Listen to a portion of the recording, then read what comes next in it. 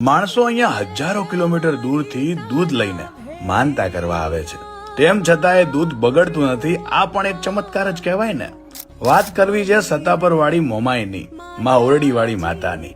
બરડા ડુંગરની ગોદમાં જામજોધપુર તાલુકામાં સતાપર ગામે માના બહેણા છે.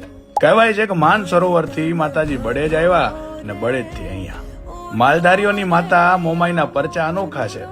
માલઢોર ટાણે દોવા ન દે કે બીમાર હોય તો લોકો અહીં દૂધની માનતા રાખે છે અને માં ભક્તોના ધાર્યા કામ કરે છે.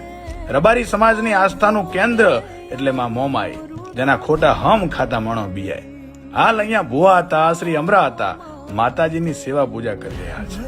એના છોરુના દુખી જોઈ દોડી આવતી આઈ, ખટકે ખબરો લેતી મારી હતા પરની મોમાઈ, મારી ઓરડી વાળી આઈ.